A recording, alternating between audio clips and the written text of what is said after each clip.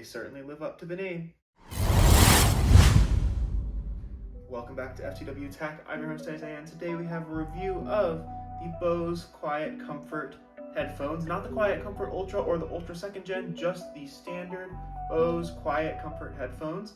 The gist is they're very comfortable and they're very quiet, but I've had them for about 2 weeks now. I got them for Hanukkah, and we're going to get into the review and why I think these are one of the best options for travel headphones. Starting with the TLDW, the Bose QuietComfort is a no-frills, comfort-first pair of wireless headphones that absolutely nails noise cancellation, especially at its current $200 sale price. Although the refresh over the previous model, the QC45, is minimal, and the headphones lack many premium features, those omissions don't matter much for buyers seeking strong ANC and a warm sound profile. The Bose app just works, and the QuietComfort is a standout option if you travel a lot.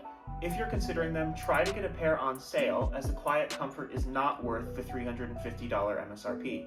Bose's QuietComfort line of wireless noise-canceling headphones is a gift that keeps on giving. Seriously, it's been around since the year 2000, and it's been refreshed 7 times since, with the QuietComfort Ultra coming in 2023. There's a lot to like with the current Bose QuietComfort, like formidable noise canceling, myriad color options, and a back-to-basics app to control it all. On top of all that, you can snag a pair for $200, $150 off sticker, making them ideal for mid-range shoppers seeking a deal. The 2023 model of the Bose QuietComfort succeeds the Bose QuietComfort 45, released in 2021.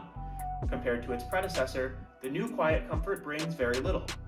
Just 2 additional hours of battery life, some new colors, and a new audio cable with an inline microphone. Though that isn't much to write home about, the QC45 was already a standout performer, so the refresh here didn't have to be too much.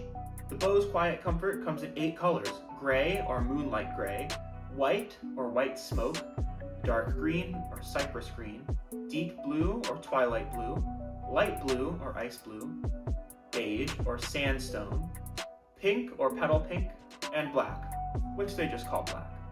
I really like the twilight blue color, though I own this sandstone color here because it was on sale. I've had my pair for about 2 weeks, like I said, and I think it stacks up pretty well at the $200 sale price. In the box, you'll find a carrying case containing the headphones, a 1-foot USB-A to USB-C charging cable, an audio cable, and a safety sheet. The QuietComfort features a quiet mode with class-leading active noise cancellation and an aware mode, or transparency mode, to hear your surroundings. But there's no option to disable both modes. The fact that you cannot listen purely with passive noise isolation is a real complaint for many users who have experienced a persistent static or hissing sound while wearing the QuietComfort. In quiet mode, I have not experienced this hissing noise, but in aware mode, which again is their terminology for transparency mode, I can hear a faint static sound for sure. So if you have sensitive hearing, that sound might bother you a bit. On the left ear cup, you'll find a large physical button called the Action button. By default, a short press switches between listening modes between quiet and aware, while pressing and holding on that button prompts an AI voice to announce the battery life of the headphones. The only option in the Bose app is to change the press and hold function to resume whatever you have playing on Spotify. For some reason, it will only resume and not pause whatever you have playing, and for some reason, it's only on Spotify. That is the only way you can change the Action button in the Bose app. The Action button is convenient for switching between modes, but its functionality, like I just explained, is very limited. On the right ear cup, you'll find a volume rocker, and then in between the up and down buttons of the volume rocker, there's another button that toggles play-pause. The slider to turn the headphones on and off is also on the right side of the ear cup. The headphones are extremely comfortable and pretty lightweight too.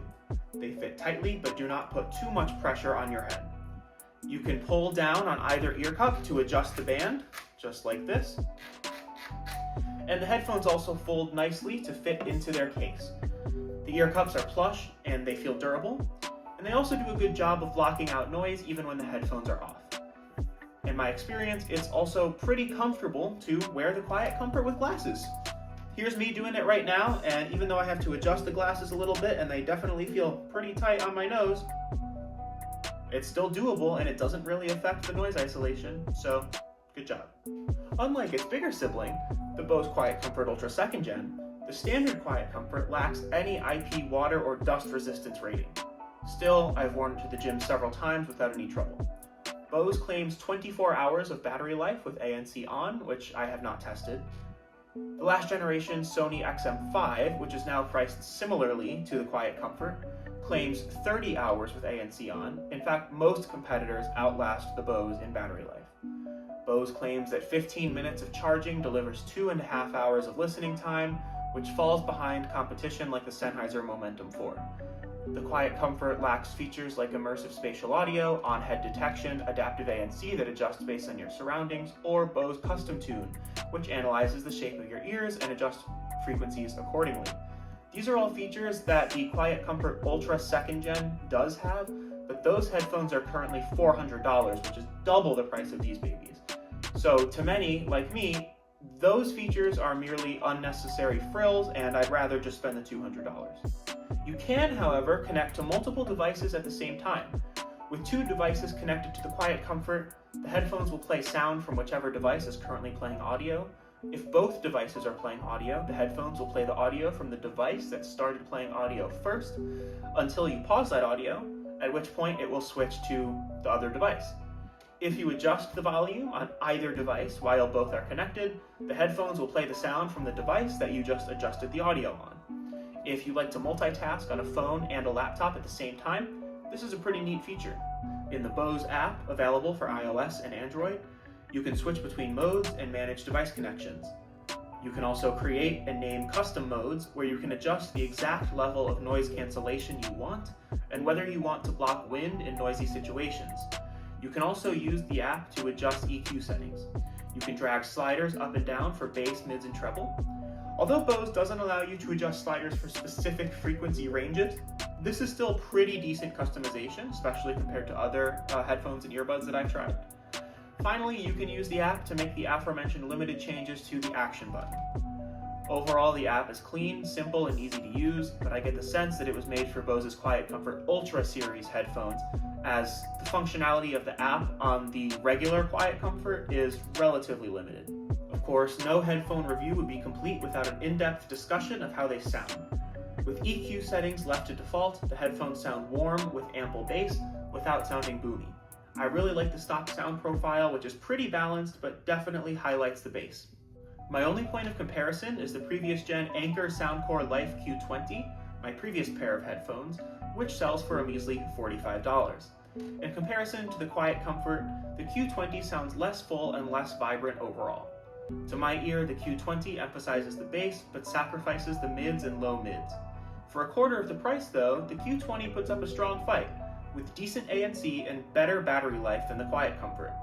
The QuietComfort's top-of-class ANC is its killer feature, as it definitely doesn't sound 4 times better than the Q20. If you're on a tight budget, check out the newer Anker Soundcore Life Q30 for $70. Based on my EQ experimentation in the Bose app, I wouldn't reduce the bass, though I wouldn't increase it much either. Definitely don't touch the treble settings. Any increase sounds sharp and screechy, and any decrease in the treble sounds hollow. Decreasing the treble too much is the worst mistake you could make on these headphones, in my opinion. They make it sound horrible. The only EQ adjustment that improved over the stock settings for me was boosting the mids just slightly, but even that made little difference. I think Bose overall found a pretty nice sweet spot with the default sound settings. Sound quality is very clear, and it remains pretty much the same with the cable plugged in and the headphones powered on. It's also possible to listen to these headphones plugged in to another, like a computer, but with the headphones powered off, which turns off ANC and the custom tuning that Bose has packaged with these headphones.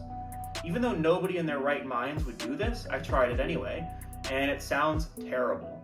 Do yourself a favor and listen to these powered on if they have any amount of charge in them at all. ANC performance on the Bose QuietComfort is the best I've ever tried. I haven't been able to test it in intense wind, but it blocks out most noise in loud environments. Aware mode, Bose's nomenclature for transparency mode, also works well except for that faint static hissing sound when sound is not playing. The standout feature of the QuietComfort really is its noise cancelling performance. For that reason, I concur with reviewers who proclaim the QuietComfort as one of the best pairs of headphones for travel. Microphone quality is quite the boogeyman for the QuietComfort. Even without background noise, microphone clarity is not great. The microphone audio is also noticeably quiet by default. Add background noise into the equation and the situation becomes much worse. In my test, sound quality wasn't completely tanked, but in a noisier environment, your voice could get drowned out. If you need standout microphone quality for calls or meetings, the QuietComfort is not for you. This is microphone audio from the Bose QuietComfort headphones.